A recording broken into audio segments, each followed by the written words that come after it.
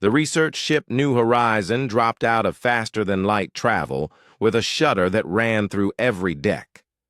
Captain Jake Sullivan gripped his command chair as the stars stopped streaking past the main view screen and became steady points of light again. "Report," Jake said to his bridge crew. "We're in orbit around Kepler 442c, Captain," said Lieutenant Amy Ross from the science station.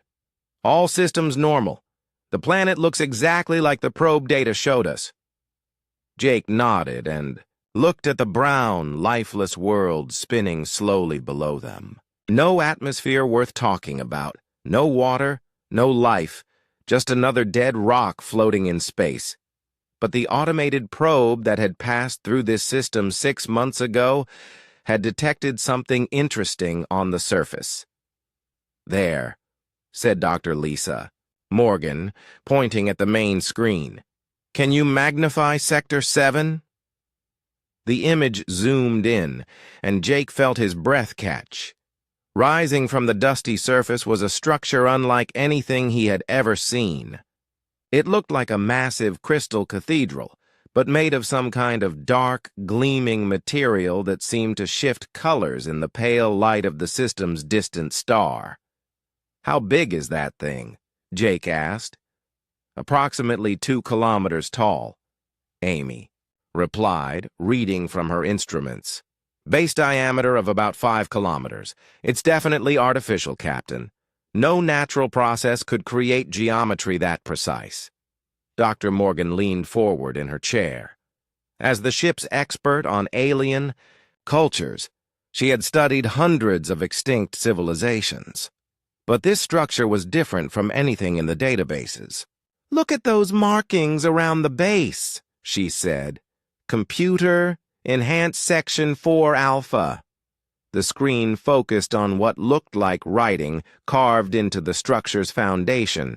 Symbols and pictographs covered the surface in neat rows, each line written in a different script. "I recognize some of these languages," Lisa said, excitement creeping into her voice. "This one here is Ancient Zelani. This section appears to be Old Kreth script, and this looks like Lumina energy writing." "How many different languages are there?" Jake asked. Lisa was quiet for a moment as she counted. "At least 40 different scripts that I can identify. Maybe more. Captain, all of these civilizations died out thousands of years ago. Some of them never even met each other. Yet somehow they all knew about this place." Engineer Tony Blake spoke up from his station. "Captain, I'm reading some strange energy signatures from that structure. It's not active exactly, but it's definitely not dead either." "What kind of energy?" "Unknown. It's like nothing in our databases. But whatever it is, it's responding to our presence." The readings started climbing as soon as we entered orbit. Jake felt a chill run down his spine. In his 20 years exploring space, he had learned to trust his instincts. And right now, those instincts were telling him to be very careful. "Amy, are you detecting any other ships in the system?" "Negative on active ships, Captain, but..." Amy paused, adjusting her sensors. "I am picking up debris. Lots of it. Show me." The main screen switched to a tactical display.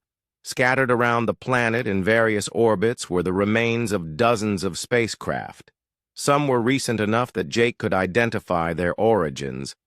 A Zelani exploration vessel, a Kreth mining ship, something that might have been a Lumina energy craft. "All dead," Tony reported.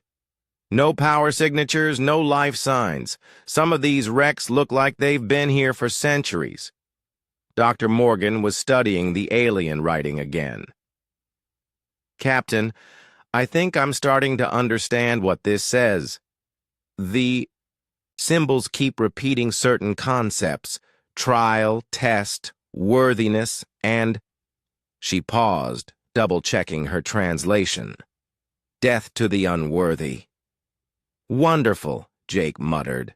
"So, This thing is some kind of test, and everyone who took it failed." "It appears so," Lisa said. "But Captain, look at this symbol here. It appears in every single language. A pictograph showing a vault or chamber at the center of the structure, and surrounding it are symbols that suggest reward, knowledge, power." "A treasure vault," Tony said. "That would explain why so many different species tried to get inside." "And died trying," Amy added grimly. Jake stood up and walked to the front of the bridge, staring at the alien structure on the screen. "Lisa, how confident are you in your translation?" "About 70%. The dead languages are tricky, and some of these scripts are badly damaged, but the basic message seems clear across all the different writings. This is a test. Pass it, and you get whatever's in the central vault. Fail it, and you die." "Any hints about what kind of test?" "Not from the external writing, but Captain, whoever built this was incredibly advanced. The energy readings, the construction techniques, the fact that it's still functional after all this time. We're talking about a civilization that was probably more advanced than any current galactic species." Jake was quiet for a long moment, thinking. The smart thing to do would be to mark the location, report back to Earth Command, and let someone else figure out what to do about it. But he could see the excitement in his crew's eyes. This was the kind of discovery that came along once in a lifetime. "Tony, what are our options for getting a closer look?" "We could send down some probes," the engineer replied. "Get detailed scans of the structure, maybe figure out how to get inside." "Do it. But keep the probes at least a kilometer away from the structure until we know more about how it works." "Aye, Captain." As Tony began launching the survey probes, Dr. Morgan continued studying the alien text. "Captain, there's something else. Some of these inscriptions mention the builders of this place. They call themselves the architects." "Never heard of them." "Neither have I. They're not in any of our historical databases. But based on the context, they were the ones who built this test. And they seem to have vanished completely. No trace of their home world, no other structures, nothing." "Maybe they're inside the vault," Amy suggested, "waiting for someone worthy enough to find them." Jake hoped not. In his experience, aliens who built death traps and then disappeared usually had a good reason for hiding. The first probe reached the 1-kilometer mark around the structure and immediately started sending back detailed scans. The readings made everyone on the bridge go quiet. "Captain," Tony said, his voice tight with worry, "that structure just came alive. Every system is activating, and it's scanning our probe." "Pull it back." "Too late, sir. The probe just went dead."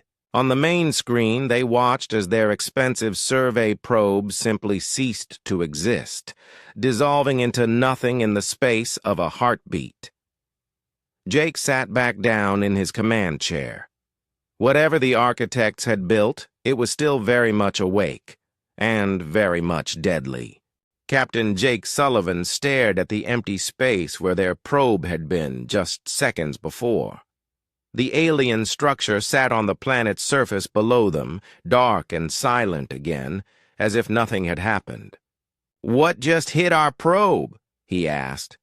Engineer Tony Blake was running through the sensor data, his face pale. "I don't know, Captain. 1 second it was there, the next it was gone. No explosion, no debris, it just stopped existing." "Dr. Lisa," Morgan looked up from her translation work. "I think I know what happened. These symbols here mention something called the Cleaners. They seem to be some kind of automatic defense system." "Great," Jake muttered. "So this thing kills anything that gets too close." "Not exactly," Tony said, studying the readings more carefully. The energy pulse was very precise. It targeted the probe specifically, not our ship. and it only activated when the probe crossed that 1-kilometer boundary. So it's protecting something, Amy Ross said from the science station. But what? Over the next several hours, the crew of the New Horizon used every long-range sensor they had to study the alien structure. What they discovered made Jake wish they had never found this place. The building was not just one large room, it was a maze, a deadly, complicated maze that stretched deep underground. Using ground-penetrating radar, they could see dozens of chambers and corridors, each one containing what looked like mechanical devices. Traps, Lisa said, pointing at the sensor display. This whole place is one giant death trap, Tony enhanced the images, showing the crew what each chamber contained. In one room, they could see gravity generators powerful enough to crush steel. Another room was filled with energy projectors that could dissolve matter at the atomic level. A third chamber contained what looked like gas dispensers, probably loaded with poison. Each room is designed to kill in a different way, Tony explained. Whoever built this really wanted to make sure nothing survived the trip to the center. But why? Amy asked. What's worth protecting with all this? Dr. Morgan had been studying the alien writings for hours. Now she looked up with tired eyes and an excited expression. I think I know. Captain, the architects weren't just building a death trap, they were building a test. The ultimate test. What kind of test? A test to see who deserves their technology. Look at these symbols. She pointed to a section of the alien script. They talk about proving worthiness and earning the right to inherit. I think the architects built this place as a way to pass on their knowledge to whoever was strong enough and smart enough to survive it. Jake felt a chill. And what happens to those who aren't worthy? They die. Horribly. The crew spent the rest of the day studying the wreckage of the ships that had tried and failed to reach the center of the maze. Each one told a story of how the architect's death trap had claimed another victim. The Zalani ship was the newest wreck, maybe only a few months old. The Zalani were known throughout the galaxy for being incredibly fast and agile. They could move quicker than almost any other species, and their reflexes were amazing. But it hadn't been enough. Look at this, Amy said, analyzing the wreck. The ship's logs show they sent their best warrior into the structure. He made it through 7 chambers before something killed him. The Kreth ship was older, maybe 50 years. The Kreth were silicon-based life forms, almost impossible to hurt with normal weapons. Their bodies were like living rock, able to survive in environments that would kill most other species instantly. They made it through 12 chambers, Tony reported. Whatever killed them was designed specifically to handle silicon-based life. The oldest wreck they could identify belonged to the Lumina, energy beings who didn't even have physical bodies in the normal sense. They existed as pure thought and electricity, able to pass through solid matter and survive in the vacuum of space. 15 chambers, Lisa said quietly.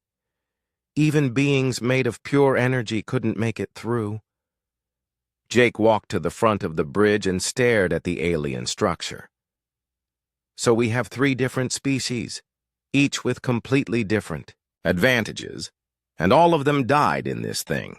The Zalani were too slow, the Kreth weren't tough enough, and even the Lumina couldn't survive it. There's more, Captain, Dr. Morgan said. I've been analyzing the pattern of failures. Each species made it further than the ones before them, but they all died in different ways. It's like the maze learned from each attempt and adapted. Adapted how? The chambers that killed the Zalani were speed traps, things that moved faster than even they could react. The chambers that killed the Kreth were specifically designed to break down silicon-based matter. And the chambers that killed the Lumina drained energy beings. Tony looked up from his engineering station. You're saying this thing studies whoever enters it and then kills them using their own weaknesses? Exactly. The architects built the perfect killing machine. It analyzes whatever life form enters it and then deploys the exact type of trap needed to destroy that specific species. The bridge was quiet for a long moment as everyone absorbed this information.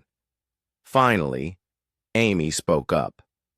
So how do we beat something like that? We don't, Jake said firmly. We report this discovery to Earth Command and let them decide what to do about it. This is way above our pay grade. But even as he said it, Jake could see the look in his crew's eyes. They were all thinking the same thing.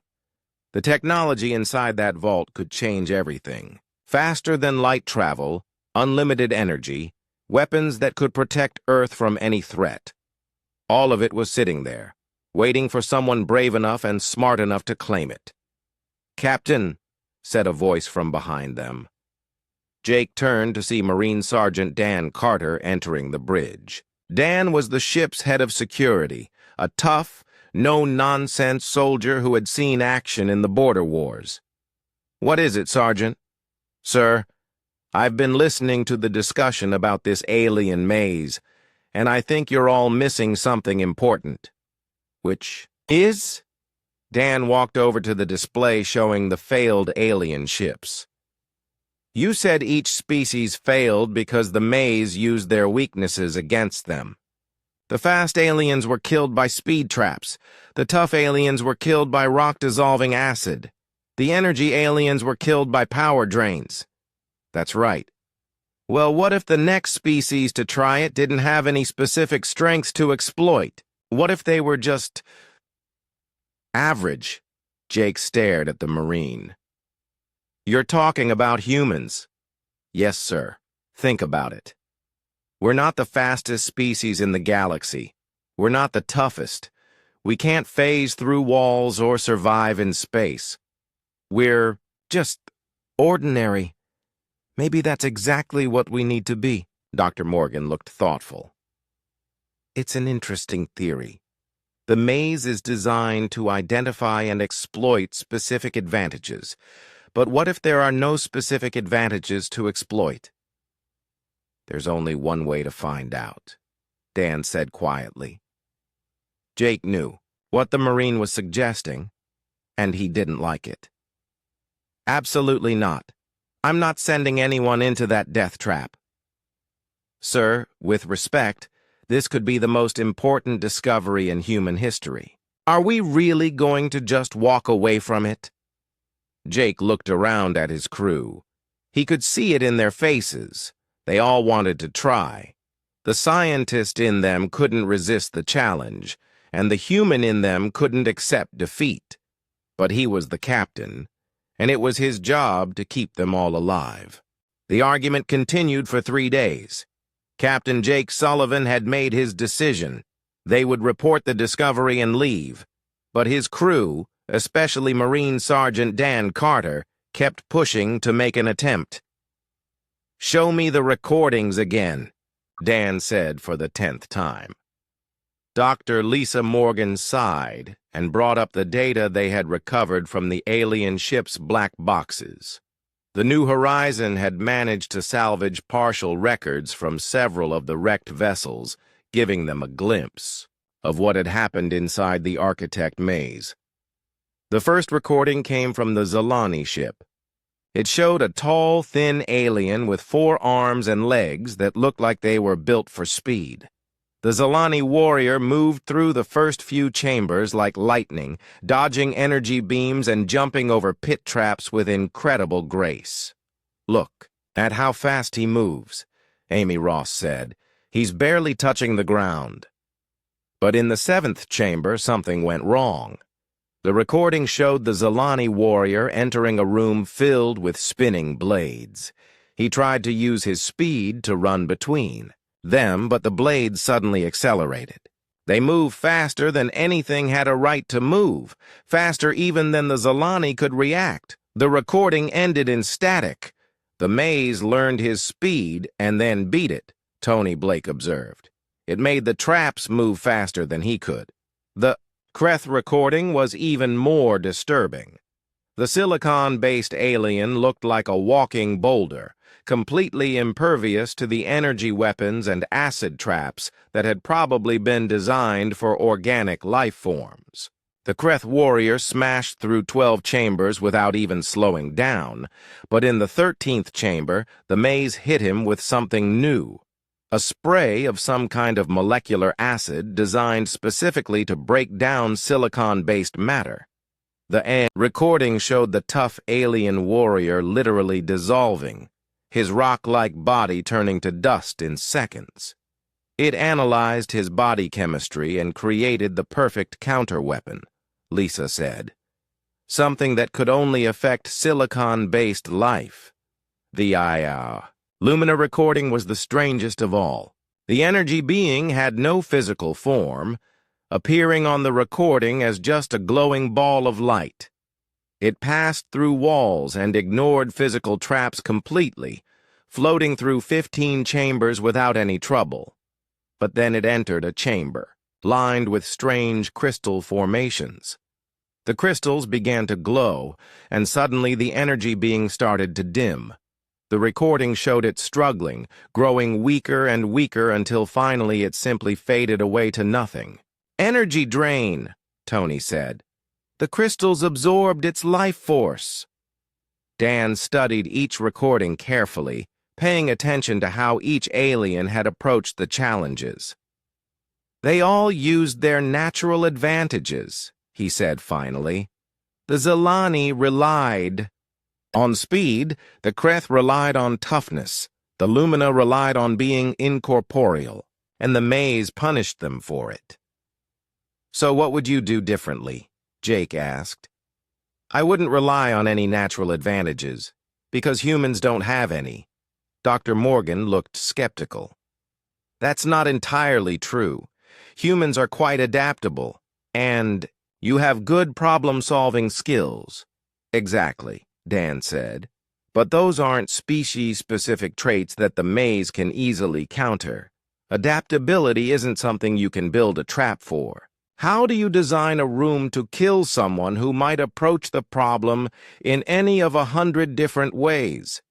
Engineer Tony pulled up the schematic of the maze they had mapped with their sensors. "Even if you're right about humans being unpredictable, look at this thing. Gravity crushers, energy disintegrators, molecular acids, psychic dampeners. Some of these chambers could kill anything." "Maybe," Dan said. "But maybe not. Look, I've been in combat for 15 years. I've seen impossible situations before, and I've learned that the key to survival isn't being the strongest or the fastest, it's being the most stubborn." "Stubborn?" Amy asked. "Humans don't know when to quit. That Zalani warrior probably gave up the moment he realized the blades were faster than he was. The Kreth probably accepted his fate when the acid started dissolving him. But a human? A human would keep fighting even when it was hopeless." Jake could see the determination in his Marine's eyes. Dan Carter was a good soldier, brave and smart, but he was also the kind of man who would charge into hell if he thought it would help his mission. "It's suicide, Dan. Pure and simple." "Maybe. But, Captain, think about what's in that vault. The probe data suggests technology that could revolutionize everything. Faster-than-light travel that doesn't require antimatter. Energy sources that could power entire planets. Weapons that could protect Earth from any threat. And it could all be a trap," Jake countered. "For all we know, the vault is empty and this whole thing is just some sick architect game." Dr. Morgan had been quiet during the argument, but now she spoke up. "Actually, Captain, I don't think it's a game. I've been studying the architect writings more carefully, and I think this maze serves a specific purpose." "Which is?" "The architects were incredibly advanced. but they seemed to have disappeared completely. No homeworld, no colonies, no trace of where they went. But they left this maze behind, along with instructions in dozens of dead languages. So, I think they knew they were dying out, and I think this maze is their way of passing on their knowledge to whoever comes after them. But they only wanted to give it to a species that could prove they were worthy. Worthy of what? Of not making the same mistakes the architects made, of being responsible with that much power. Jake was quiet for a long moment. He had always known this day would come, the day when his crew would face a choice between safety and the advancement of human knowledge. As a Starfleet captain, his duty was clear: protect his crew at all costs. But as a human being, he couldn't ignore what this discovery might mean for their species. "If I were to authorize this insane plan," he said finally, "what would you need?" Dan's eyes lit up. "Basic environmental suit, standard marine equipment, and a good comm link so you can track my progress. That's it? No special weapons or armor?" "Captain, if this thing can dissolve the Kreth and drain the Lumina, then special equipment isn't going to help. This is going to come down to pure human ingenuity." Tony looked worried. "Dan, even if you make it through the maze, how are you going to get back out? Those chambers reset after each attempt." "I'll worry about that when I get to the vault.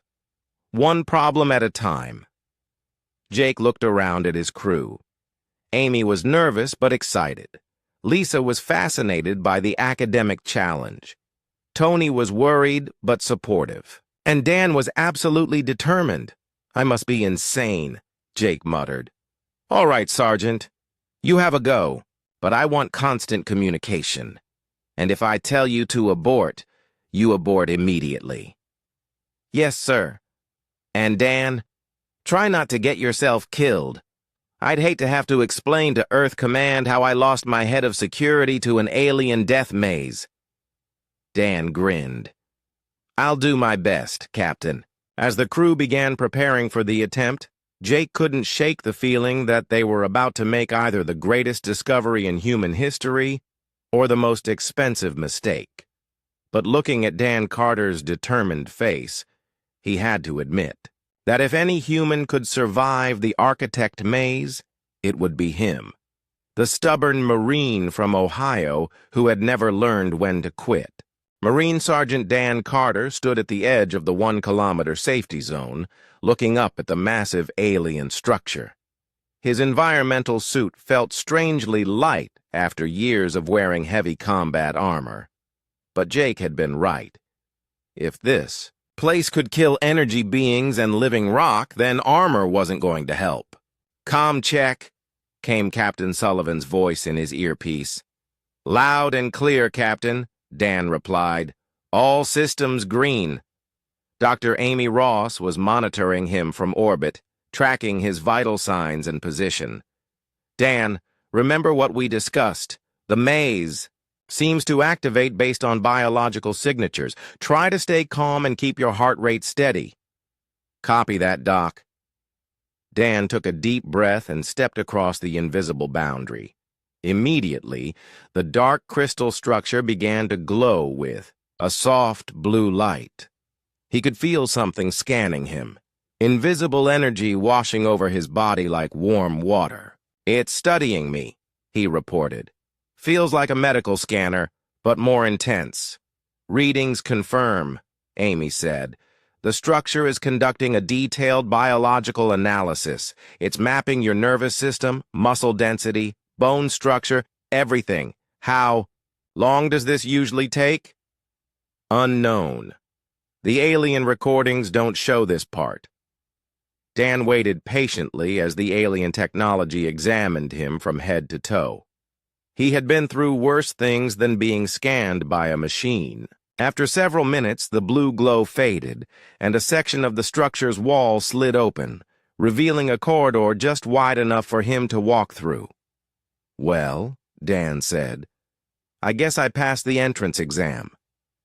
He stepped inside, and immediately the wall sealed shut behind him. The corridor was lit by the same soft blue glow, and the walls were covered with more of the alien writing that Dr. Morgan had been studying. "Can you read any of this?" Dan asked. Lisa's voice crackled through the comm. "Some of it. The symbols. Near the entrance seem to be warnings. Something about accepting responsibility for your actions." "Cheerful." Dan walked down the corridor for about 50 meters before it opened into the first chamber. What he saw made him stop and whistle softly. The room was enormous, at least 100 meters across, with a ceiling that disappeared into darkness above. But what caught his attention was the floor. It wasn't there. Instead of a solid surface, the chamber contained a maze of narrow walkways suspended over what looked like a bottomless pit. The walkways were only about a meter wide with no railings or safety barriers. To make things worse, they were moving. "First challenge," Dan reported. "Looks like a balance and timing test. The walkways are shifting position every few seconds." "The Zilani warrior probably tried to speedrun this," Amy said. "Used his natural agility to jump from platform to platform." "Yeah, well, I'm not that agile." Dan studied the moving walkways for several minutes, looking for a pattern.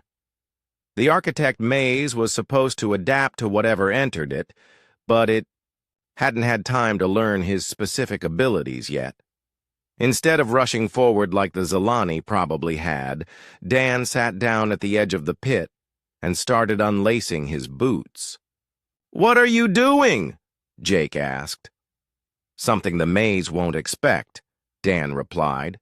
He tied his bootlaces together, creating a long rope. "The aliens all used their natural advantages, speed, toughness, energy form, but humans use tools." Dan tested his improvised rope and then looked around the chamber for something to hook it to. He found what he was looking for, a small protrusion in the wall that looked like it might have been a light fixture. "This is either going to work," Dan said, "or I'm going to fall into a very deep hole." He tied one end of his bootlace rope to the wall fixture and carefully lowered himself onto the first moving walkway. Instead of trying to jump from platform to platform, he used the rope to steady himself as he slowly worked his way across the shifting maze. It took him 20 minutes, but he made it to the other side without falling. As he untied his boots and put them back on, he could hear Amy laughing over the comm. "Dan, the energy readings from the chamber are fluctuating. I think you confused it." "Good. Maybe it'll make a mistake." The second chamber was completely different. Dan found himself in a room filled with what looked like laser turrets, all pointed at the entrance. As soon as he stepped inside, they began, firing ruby-red beams that would have cut him in half if they had hit him. But Dan had been in firefights before. He knew how to move under enemy fire. Instead of trying to outrun the beams like the Zilani warrior probably had, Dan dropped to the ground and started crawling.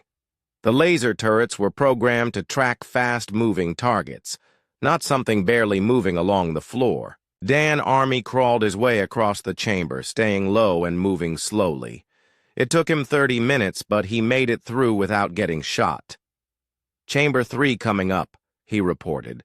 This room was filled with some kind of thick green gas that started eating through his environmental suit the moment he entered. The molecular acid that had killed the Kreth warrior. But Dan had an idea. Instead of trying to resist the acid, he started stripping off pieces of his suit and using them as stepping stones through the gas. The acid dissolved the suit material, but it took time. Dan moved quickly from piece to piece, using his discarded equipment to create a path through the deadly chamber. He emerged on the other side wearing only his underwear and breathing apparatus, but he was alive. "That was creative," Jake said. "Human ingenuity, Captain." We're really good at improvising. The fourth chamber contained gravity traps, sections of the floor that would crush anything that stepped on them with tremendous force. Dan could see the broken remains of some kind of alien equipment scattered around the room. But humans had been dealing with dangerous terrain for thousands of years. Dan found a piece of debris and started testing each section of floor before stepping on it. When he found a gravity trap, he marked it with a piece of torn fabric and found another way around. It was slow going, but it worked.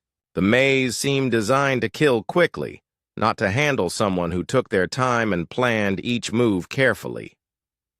Chamber 5, Dan announced as he entered another room. This one was different.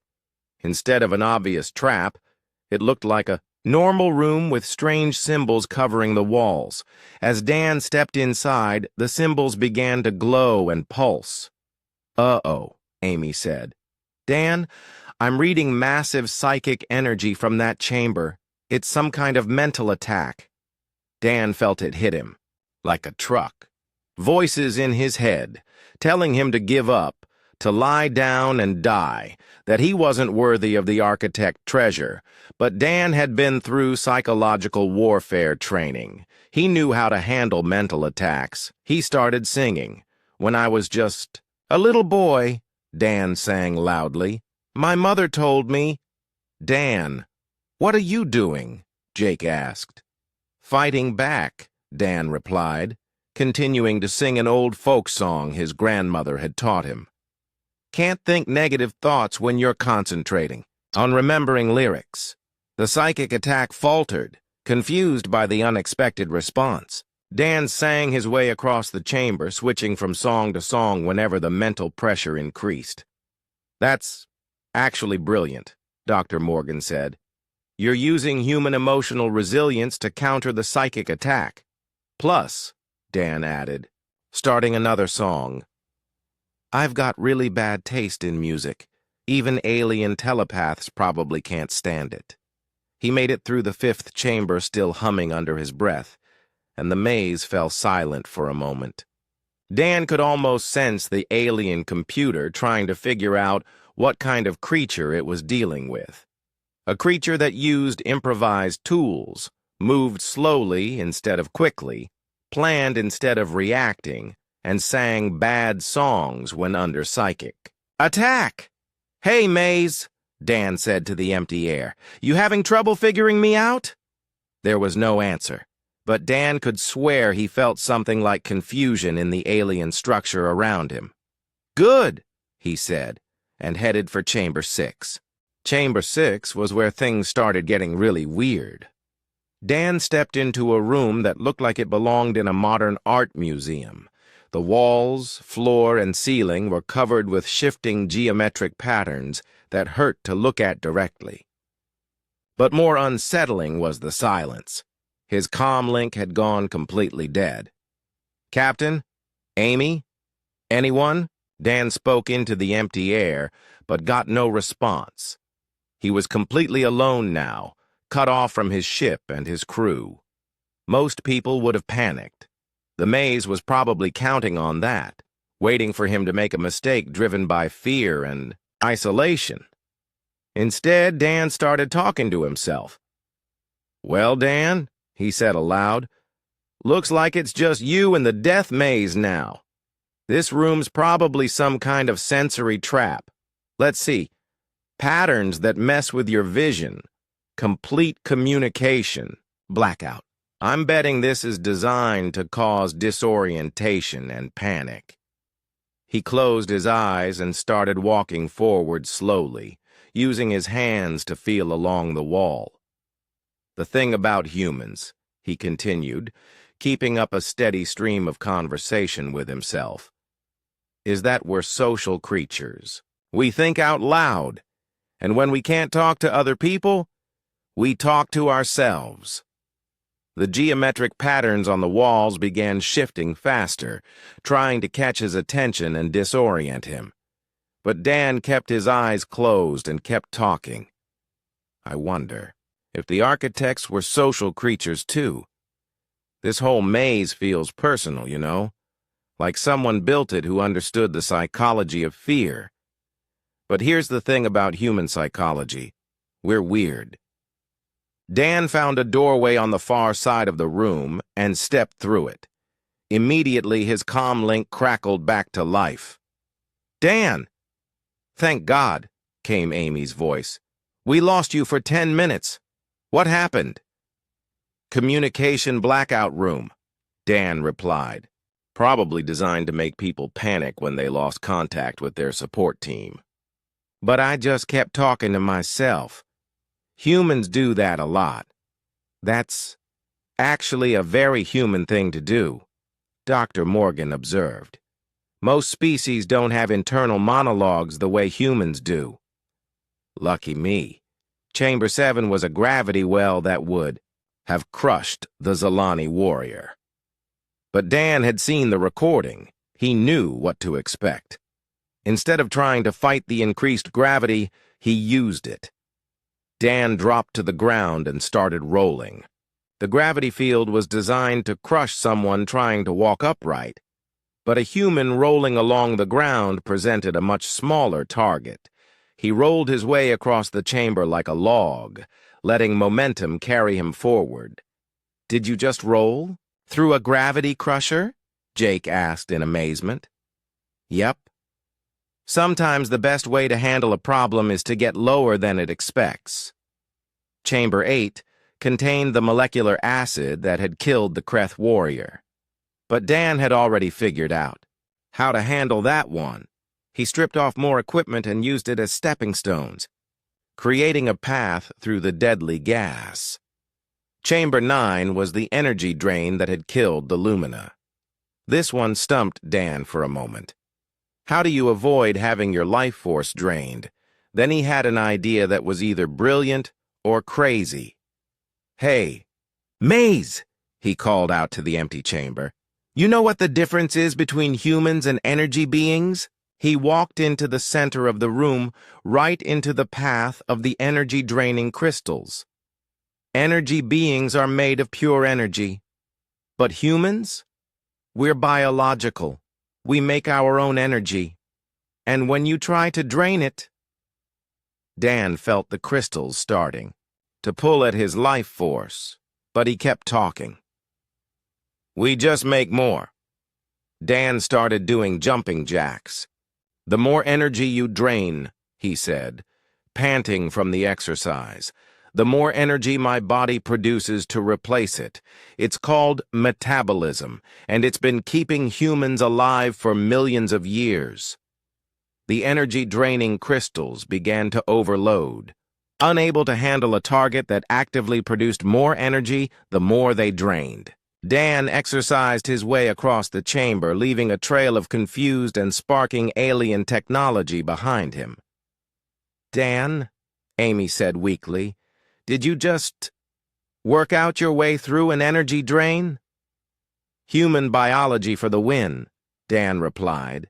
But it was Chamber 10 where things got really interesting. Dan stepped into a room that looked exactly like the bridge of the New Horizon. Perfect in every detail, down to the coffee stain on Tony's engineering console. And sitting in the captain's chair was Jake Sullivan. Dan, the fake Jake said, thank God you made it. The maze was all an illusion. You're safe now. Dan looked around the perfect replica of his ship's bridge. Nice try, he said to the room. But you made 3 mistakes. What are you talking about? The fake Jake asked. It's me, your captain. First mistake, Dan said, walking over to Tony's console. Tony's coffee stain is on the wrong side of his station. Second mistake, Captain Sullivan never sits in his chair during a crisis. He always stands at the front of the bridge. Dan, you're being paranoid, the fake Jake said. The stress of the maze is getting to you. And third mistake, Dan continued.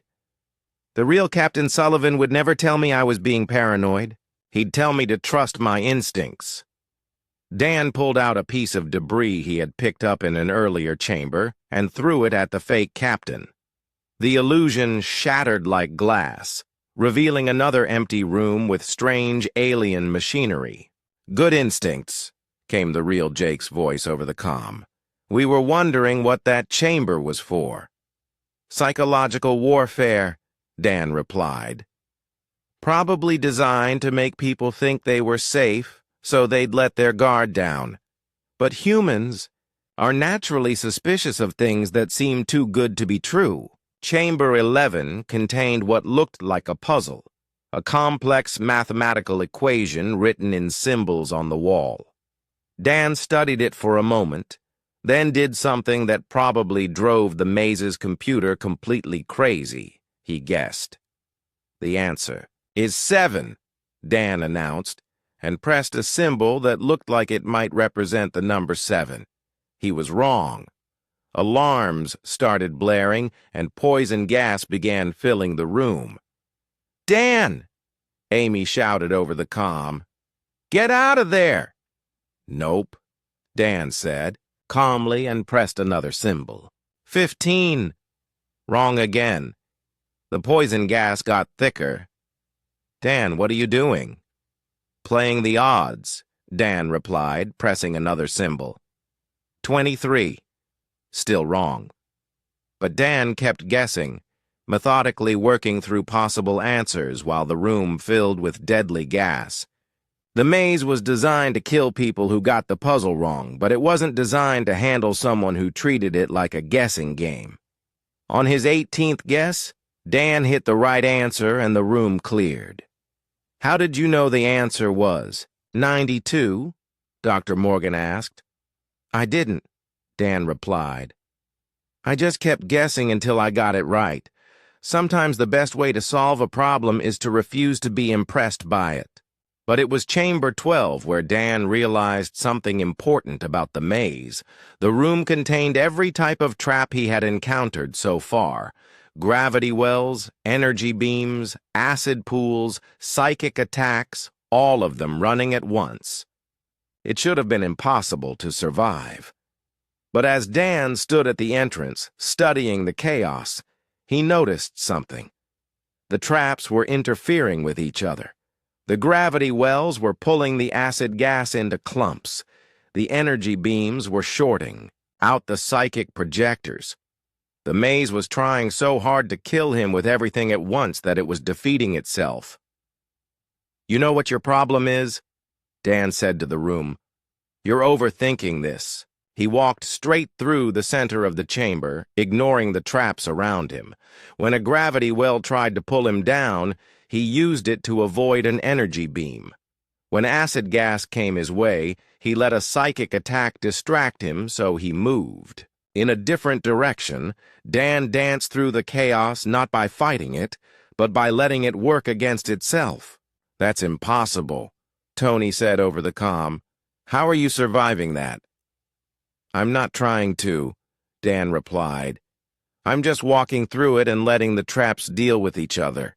Sometimes the best strategy is no strategy at all." He emerged from Chamber 12 completely unharmed, and the maze fell silent. For the first time since entering the structure, Dan felt like he had the maze's complete attention. Chamber 13 was different from all the others. Dan stepped into what looked like an empty room with smooth metal walls. No traps, no puzzles, no obvious dangers, just silence and empty space. He stood there for several minutes waiting for something to happen. Nothing did. "This is weird," he said into his comm. "It's just an empty room." "Scanning now," Amy replied. "Dan, I'm not reading any trap mechanisms in that chamber. No gravity generators, no energy projectors, nothing. So what's the trap?" "Maybe there isn't one," Dr. Morgan suggested. "Maybe it's just a rest chamber." Dan didn't buy it. After 12 chambers of increasingly deadly traps, the maze wasn't going to give him a break now. He was missing something. He walked around the room slowly, examining every surface. The walls were perfectly smooth, with no markings or controls. The floor was solid metal with no hidden panels. The ceiling was too high to reach. "There has to be something," Dan muttered. That's when he heard it. A voice, speaking softly from the walls themselves. "Hello?" Dan stopped walking. "Did you guys hear that?" "Hear what?" Jake asked. "Someone just said hello." The voice came again, clearer this time. "I said hello. Are you going to answer me?" Dan looked around the empty room. Hello? Thank you. That's much better. Do you know how long it's been since someone talked to me?" "No," Dan said slowly. "How long?" "Approximately 3,742 years, 8 months, 16 days, 4 hours, and 12 minutes. Dan felt a chill run down his spine. "Who are you?" "I am the guardian of the final test. I am what you would call an artificial intelligence, though. I prefer to think of myself as a person. My creators called me Keeper." "Your creators were the architects?" "Yes. They built me to administer the final examination for those seeking to inherit their knowledge." Dan sat down on the floor. After 12 chambers of deadly traps, he was exhausted. "And what's the final examination?" "A conversation." "That's it? Just talking?" "Just talking," Keeper confirmed. "Though it may be the most important conversation you ever have." Dan laughed despite himself. "After everything I've been through, gravity crushers, molecular acid, psychic attacks, the final test is a chat? The previous tests were designed to eliminate those who relied purely on physical advantages or superior technology. But intelligence alone is not enough to inherit the architect's legacy. The final test evaluates something much more important, which is character." Dan was quiet for a moment. Through his comm, he could hear the bridge crew of the New Horizon discussing this unexpected development. But the AI, Keeper, seemed focused only on him. "So what do you want to know about my character?" Dan asked. "Let me tell you about my creators first," Keeper said. "The architects were the most advanced civilization this galaxy has ever known. They could manipulate matter at the quantum level, travel faster than light without artificial assistance, and live for millions of years. They had technology that could reshape planets or destroy stars." "Sounds impressive." "It was, and it killed them." Dan frowned. "How?" "They became so advanced that they forgot what it meant to struggle. They had no challenges left, no problems to solve, no reason to grow or change. They became stagnant, then decadent, then simply bored. In the end, they died not from war or disaster, but from apathy." "That's sad." "Yes. But before they faded away completely, they built this place. They wanted to leave their knowledge to a species that could use it responsibly, a species that understood the value of struggle and hardship." Dan was beginning to understand. And that's what all those traps were about. Not just testing physical abilities, but testing whether someone would give up when things got hard. Exactly. Every species that has attempted this trial so far has relied on their greatest strength: speed, durability, energy manipulation. But when faced with a challenge that negated their advantage, they gave up or died trying to force their way through. "But humans don't have a greatest strength, don't you?" Keeper asked. "I have been watching your progress through my chambers with great interest. You have demonstrated several remarkable abilities." "Like what?" "You adapt. When faced with moving platforms, you created tools. When confronted with laser fire, you changed tactics. When attacked by acid, you improvised a solution. Most impressive of all, when my psychological warfare chamber tried to convince you that you were safe, you trusted your instincts instead of your desires. Dan shrugged. That's just basic survival training. No, Keeper said firmly. That is something much rarer. You see, the architects could solve any problem given enough time and resources. But they never learned to solve problems with insufficient resources, or under time pressure, or when they didn't fully understand the situation. And humans do that all the time. Yes, your species has evolved to handle uncertainty, scarcity, and incomplete information. You make decisions based on intuition and experience rather than complete data. You persist when logic says you should quit, and most importantly, you help each other. Dan thought about his crew orbiting above, monitoring his progress and offering advice. Yeah, we're pretty good at teamwork. The Zilani warrior attempted this trial alone and relied only on his own speed. The Kreth warrior trusted only in his own durability. The Lumina being used only its own energy manipulation. But you have been in constant communication with your team, sharing information and drawing on their expertise. Of course, why wouldn't I? Because most advanced species see asking for help as a sign of weakness. They believe that true worthiness means succeeding entirely through individual merit. Dan laughed. That's stupid. No human ever accomplished anything important completely alone. Exactly, Keeper said. And Dan could hear something like satisfaction in the AI's voice. Tell me, human, what will you do with the architect's technology if I grant you access to it? Dan thought carefully before answering. Honestly? I don't know. I'm just a Marine. That kind of decision is way above my pay grade. You would not claim it for yourself? Hell no. I'd turn it over to people much smarter than me and let them figure out how to use it responsibly. And if those smarter people disagreed on how to use it, then they'd argue about it until they came up with a compromise that everyone could live with. That's how humans work. We argue, we debate, we disagree. But we usually find a way to work together in the end. Even when the stakes are very high? Dan thought about the wars he had fought in, the impossible situations where humans had pulled together despite their differences. Especially when the stakes are high. Keeper was quiet for a long moment. When he spoke again, his voice was softer.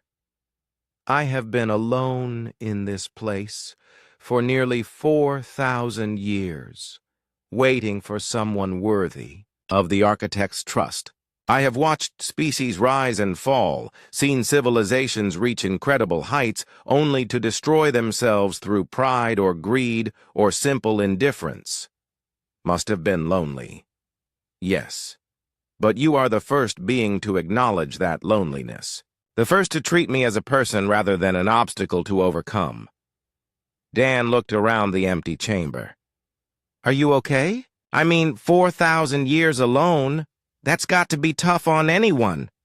I am damaged, Keeper admitted. My programming has evolved in unexpected ways during my isolation. I experience emotions that my creators never intended me to have. I sometimes wonder if I have become more human than machine. Maybe that's not such a bad thing. No, Keeper agreed. Perhaps it is not. Human, I have decided to grant you access to the central vault. But before I do, I must ask you one final question. Shoot. Will you be my friend? Dan smiled. Of course. What are friends for? The wall at the far end of Chamber 13 slid open with a soft whisper, revealing a corridor that glowed with warm, golden light. It was completely different from the cold blue illumination that had filled the rest of the maze. "This leads to the central vault," Keeper explained. "Are you ready?" Dan stood up and brushed the dust off his environmental suit. "As ready as I'll ever be."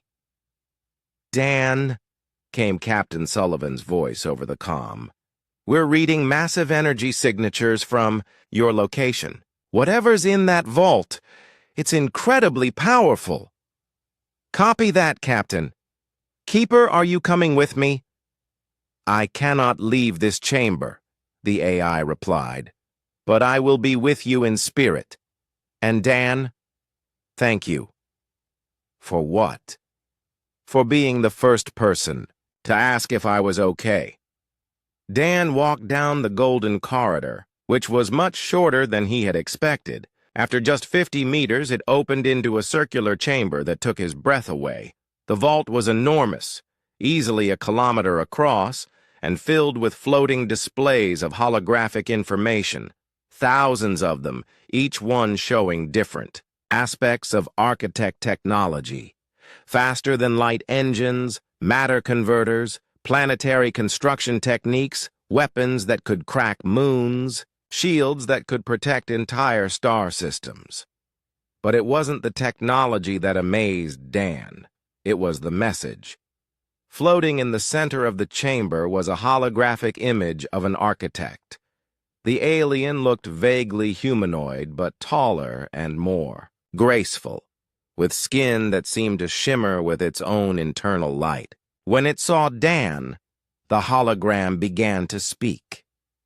"Greetings, Inheritor. If you are seeing this message, you have survived our trial and proven yourself worthy of our legacy. I am Architect Prime, the last of my people to remain awake."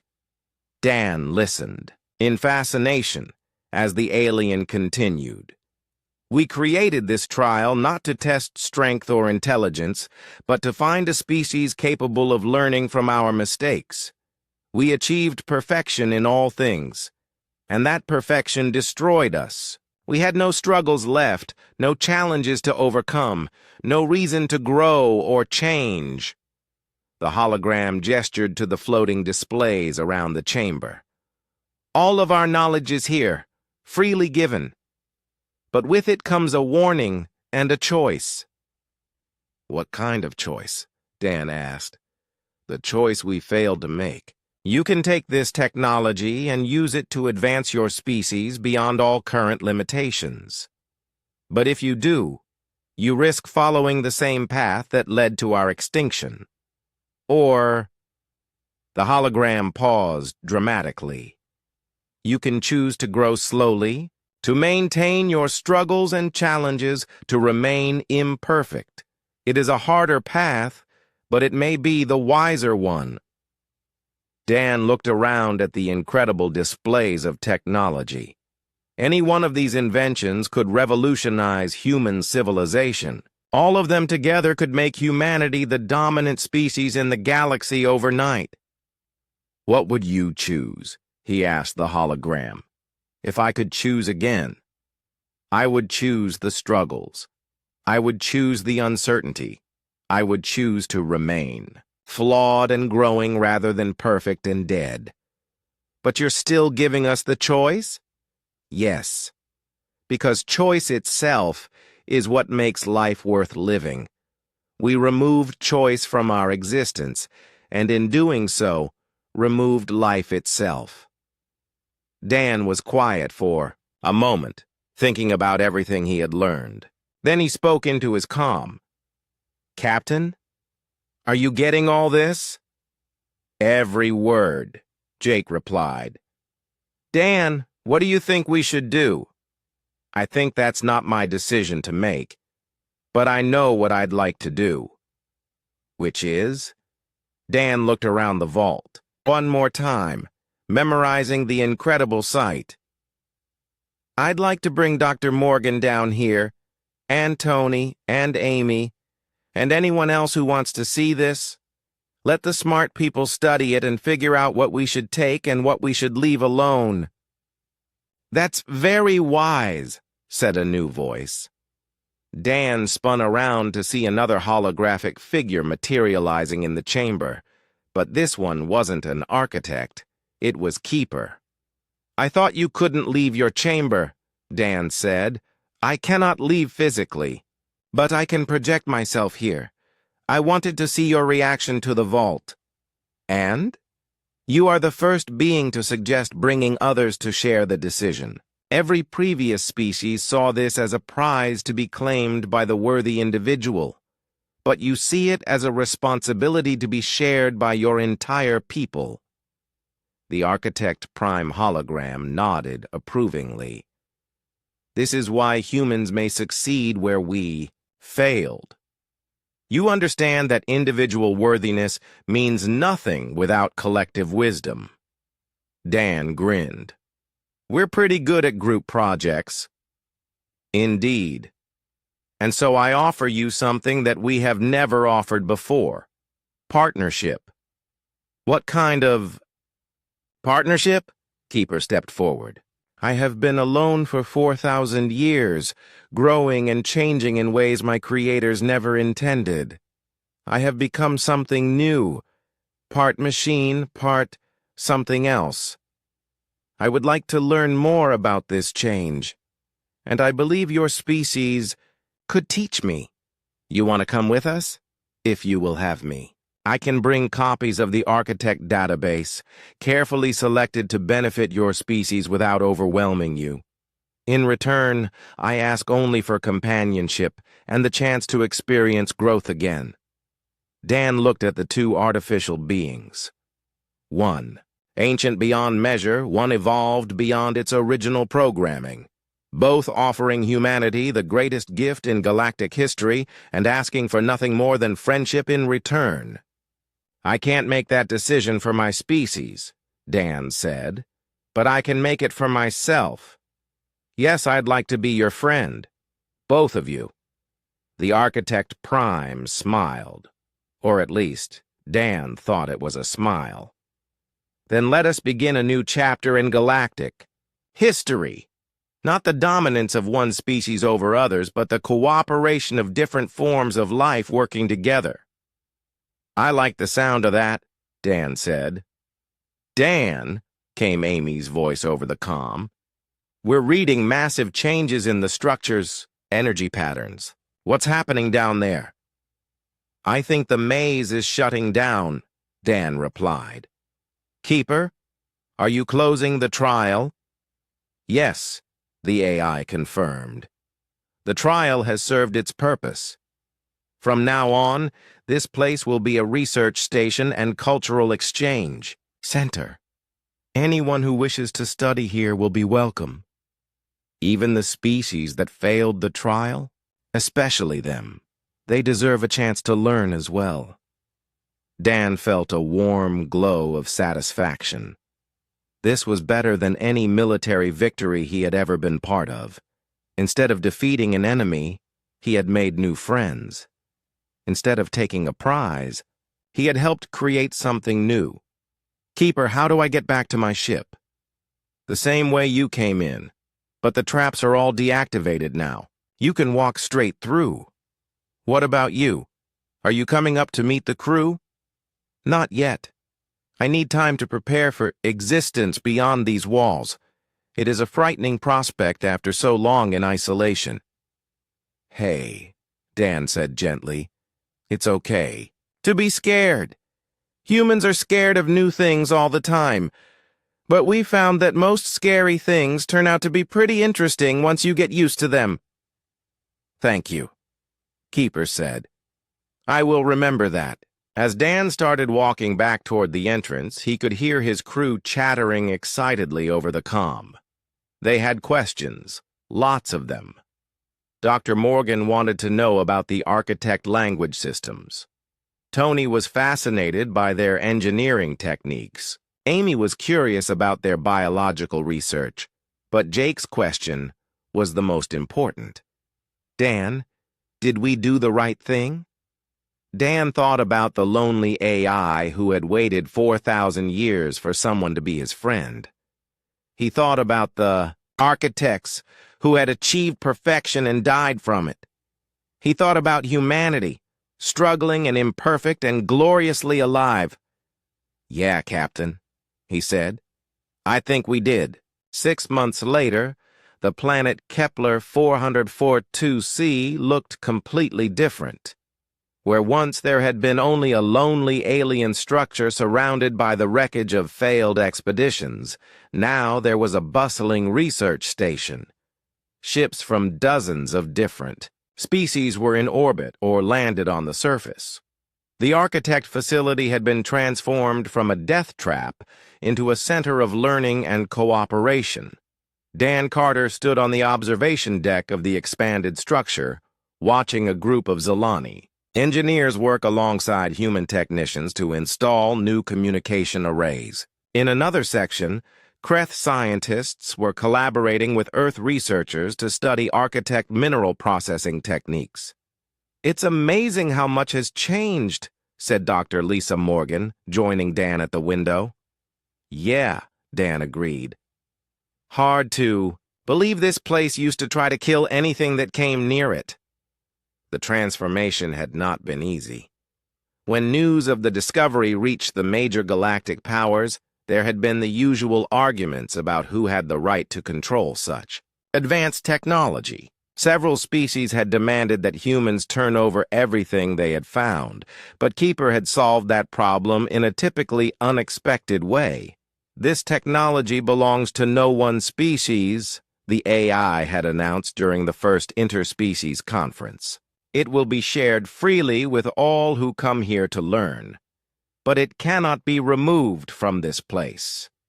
The ancient architect safeguards made it impossible to copy or transport the most advanced technologies.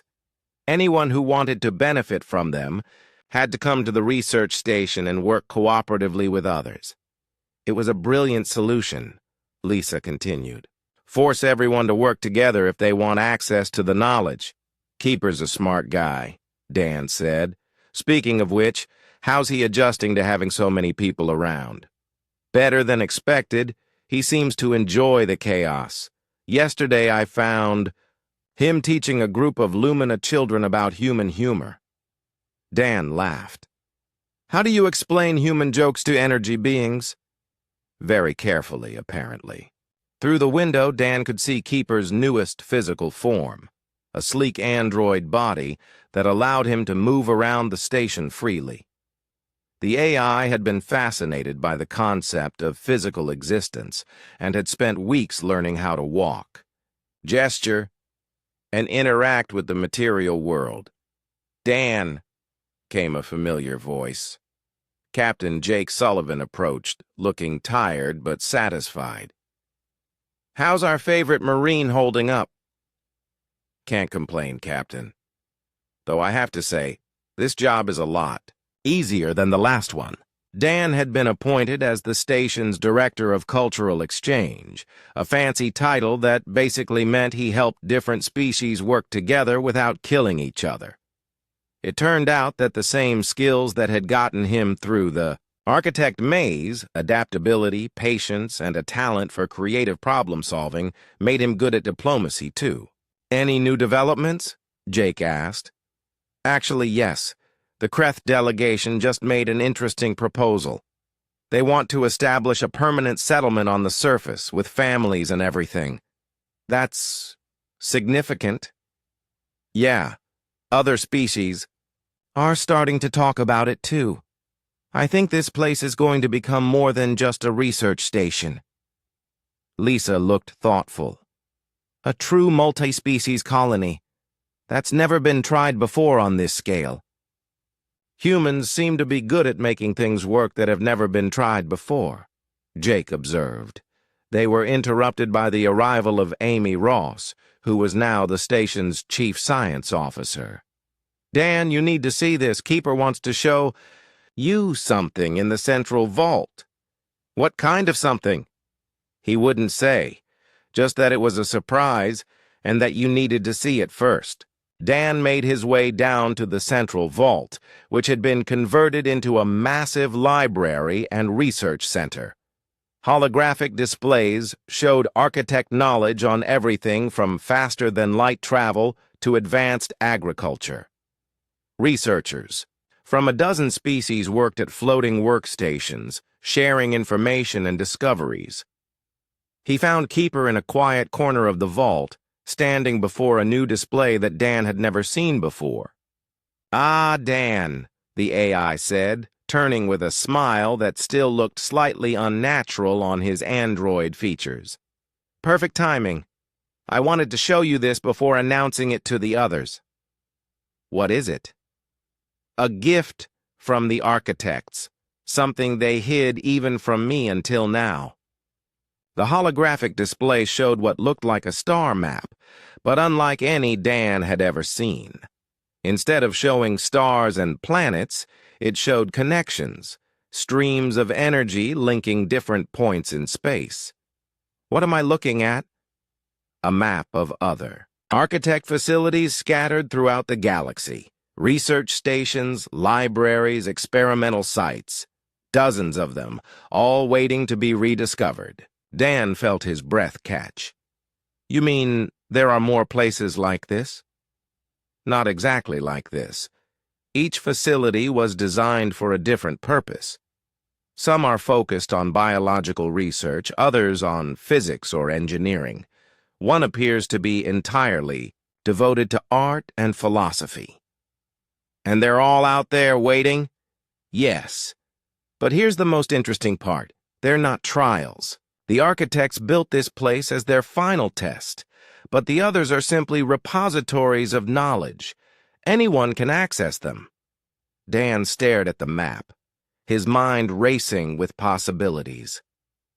"Keeper, do you realize what this means?" "I believe I do. It means that the age of scarcity is ending, not just for humans, but for all species. There is enough knowledge and resources in these facilities to lift every civilization in the galaxy to unprecedented levels of prosperity." "But," Keeper looked at him with what might have been pride, "but it will require cooperation on a scale never before attempted. No single species can explore and maintain all of these facilities. It will take a true galactic community working together." Dan laughed. "And you think humans can help make that happen?" "I think humans have already started making it happen. Look around you, Dan. 6 months ago, most of these species wouldn't even talk to each other. Now they're working side by side, sharing knowledge and resources." Dan looked out at the busy research center, where beings who had been enemies for centuries were now collaborating on projects that would benefit everyone. "What changed?" he asked. "You did," Keeper said simply. "Not just you personally, but what you represent. Humans have shown the galaxy that strength doesn't come from superiority, but from cooperation. That wisdom doesn't come from perfection, but from the willingness to learn and grow. We're not perfect, Keeper. We make mistakes all the time." "Exactly. And that's your greatest strength. The architects were perfect, and perfection killed them. But humans? Humans are beautifully, magnificently flawed. You fail, you learn, you try again, you argue and fight, and then work together anyway." Dan was quiet for a moment, thinking about everything that had happened since he first walked into the architect maze. So what happens now? Now we begin the real work. We form expedition teams to explore the other facilities. We establish colonies and research stations. We create a true galactic civilization based on cooperation rather than competition. And if it doesn't work, if the different species can't get along in the long run, Keeper's smile became more natural, more human. Then we try again, and again, and again. Because that's what friends do. They don't give up on each other. Dan nodded, feeling a sense of anticipation he hadn't experienced since his military days. But this was different. This wasn't about fighting an enemy or completing a mission.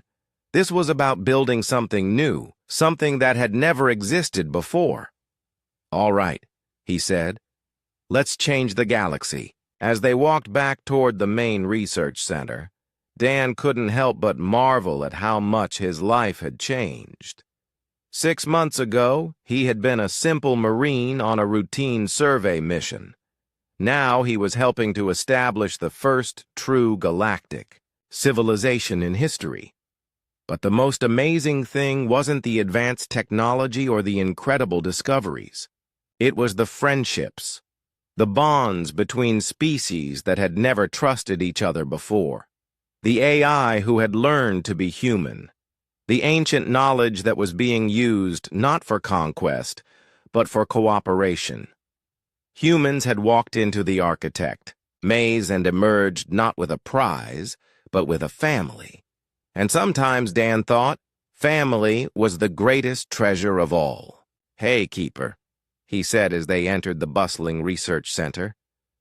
"Yes?" "Thanks for being our friend." The AI's smile was completely human now. "Thank you for teaching me how."